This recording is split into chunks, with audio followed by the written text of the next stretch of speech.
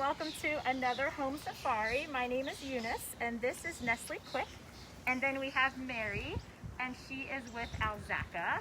And these are two of our alpacas that live in our children's zoo. And we thought it would be kind of fun today if we could take these guys on a little walk and you guys could come along with us. And as we're walking, we can talk a little bit about the alpacas. So we're actually going to head down this way. And we might even get a chance to see one of our okapi if they're out as well. So here you're probably looking at right now, Nestle's Quick. He is actually what's called a Surrey alpaca. So we have both types of alpacas with us. So his wool is going to be a little more silky, and he's a little more rare. And then up ahead, Zach, he's the Wakaya alpaca, and his wool is going to be a little bit fluffier, and he's a little more common. And so we do walk lots of our animals throughout the zoo. It's great exercise for them. It's also wonderful enrichment. We're always thinking of fun ways to enrich all of our animals. And I do think they might be looking around to see where all the guests are because they are used to going on walks, seeing lots of people. So there's a chance you might be wondering where all the people are. And if you get a good look at his mouth there, something that's kind of neat about these guys is that lip right there. It actually splits into two parts, so it's called a prehensile lip. So you might get a chance while I'm giving him a little treat. You can really see that lip there. It has a lot of moving parts, so they don't actually have teeth on top, but that lip can kind of help with chewing different things as well. Ooh, some vegetation there. And Quick, he is 9 years old, and Alpaca, he is 14 years old, so they're a little different in age, but they are full grown. And you might also notice that they recently got haircuts. So these guys, they get sheared about once a year, and they just got sheared a couple weeks ago. So we usually shear them. Oh yeah, there's the okapi. Perfect. Right on cue. We said, just stand there. And he said, okay. So it is kind of neat to see if some of the animals interact with us when we're out on walks. And Willie the llama, who we're going to get a chance to meet when we go back to the yard, he oftentimes does stop and take a look at the okapi. These guys, usually they're happy to walk and they like to look at all the guests, but I do feel like Willie, he's the one that loves to check out all the different animals. And again, some of the animals like to check us out as well as we're walking around. And if you guys do have questions, feel free to send those questions in and we'll be happy to answer those questions in a little bit. And this is also kind of fun because you guys get a chance to see the zoo. And right now we're actually walking towards what was the 4D Theater. And here soon it's going to be a cafe, so you guys can get a chance to see some of that progress as well. And if you're taking a look at Alpaca as you're seeing him walk, I don't know if you can see his feet. So what he has is 2 toes on each of those feet, and they're very flexible. So these guys, they are a domestic animal, and they were domesticated from an animal called the vicuña. And the vicuña, that's an animal that lives in South America. And they live in these mountains, so the elevation there is very high. So they live, again, where it's very high, so it can be very cold. So that's why they grow all this wool. It's funny, you think when we go uphill, they would want to go slower, but it looks like going uphill today, they want to go a little faster. And you can also see these guys, they have really large eyes, and that's to kind of help. Again, they can see in front of them, they can see to the side. You can get a really close look. Really big eyes. And this is Deb. Hi, Deb. Just walking our alpacas. Great, how are you? Doing great. Good to see you. Yeah, you too. I'm just a visitor.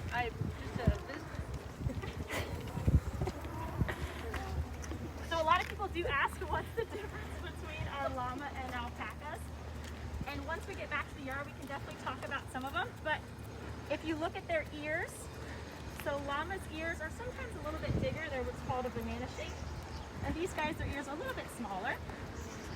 And then also when we get back, you're going to see Willie's just a little bit bigger.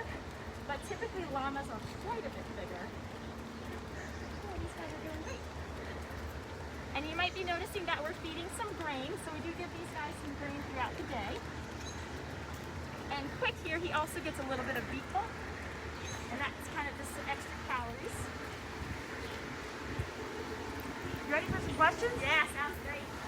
Ethan wants to know, what are their names and how old are they? Okay, so the one that you're looking at right now, this is Nestle's Quick, and he is then Mary, she's walking Alpacas, and he is 14 years old.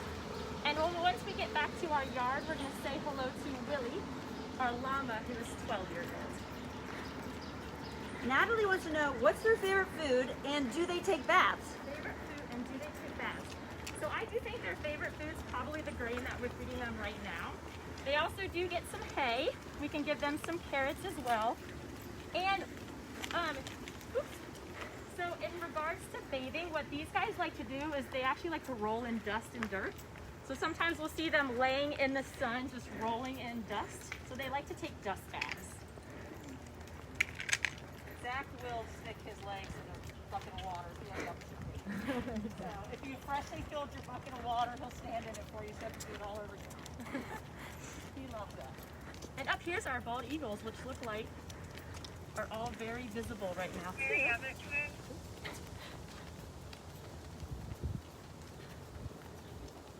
Layla wants to know what is their lifespan? So these guys, they typically live to about 20 years old. And Peter asked, do alpacas spit like llamas? So these guys, they do have the ability to spit. We do see them spitting at each other occasionally. And oftentimes I think it's if they both want that same food that's in the one location. Allie wants to know what's their gestation? So babies, it's usually about 11 months. And their baby is actually called a cria. And they can breed year round, but it's typically in the spring, late spring. And again, after about 11 and a half months, again, they'll have usually just one. Twins are very rare, but it is possible. And again, cria is the name of the baby. Tia wants to know, can people ride alpacas? So these guys, it's really all about their wool, so they aren't very strong animals. You know, obviously there are other animals that are stronger, horses, that's more practical. But for these guys, they're not very strong, so it probably wouldn't be best. Again, it's all about that wool. Liberty asked, are they friendly to people? Yeah, so these guys, as you see, they're going on a walk. Some alpacas aren't always a big fan of being touched, which these guys, they aren't always the biggest fan of being touched. But again, they definitely love coming up. They love hanging out with us. They definitely, again, like to come up and interact with us. Simmeline wants to know, what's their best sense? Their best sense. So I would have to say, when you look at them, I mean, they've got those really big eyes. I do think that they can see really well. Also those ears, very big ears. And they do have a really good sense of smell. It is funny, sometimes when we're feeding them some grain, you'll actually see them put their nose in, they'll spend some time smelling to decide if they actually want to eat that grain. So I think smelling, vision, and also hearing are all pretty strong. Ashley wants to know, what is the difference between a llama and an alpaca? So great question, and we're actually getting close to the yard. So once we get in there, we're going to get a chance to meet our llama. And the biggest difference is usually size. However, our llama is really small. He's only about 200 pounds, and some llamas can get up to 400 pounds. So when we get into the yard, we get a chance to see Willie. If you can imagine an animal double that size, again, llamas are usually much bigger than alpacas, and they also have ears that are a little bit longer. Their faces are also a little bit longer, which again, you're going to get a chance to see Willie, and you guys can see a few of those differences. James wants to know, who gives them a haircut, and do we do anything with their wool? Yeah, so we actually have two people, their names are Jane and yeah. So we actually have two people who have been coming year after year, and they do a wonderful job shearing them. And then we have kept the wool in the past, and we've actually used it as enrichment for other animals. Again, lots of other animals. It's just a great thing that we can put in there in other homes for, again, different carnivores, different animals, different enrichment. And then we also had teams that were actually spinning the wool and teaching other people how to spin the wool, so that we do a lot of different things with it. Dot wants to know, are they able to tolerate the winter weather in Ohio? Yes, so again, we shear them usually in April, and then their wool is fully grown again, usually by January, February, when the temperatures are really cold. So they do extremely well here in the winter. And again, their wild counterparts, they live in really high elevation, so those animals are used to living in temperatures that are really cold. So right now we're heading up to the barn.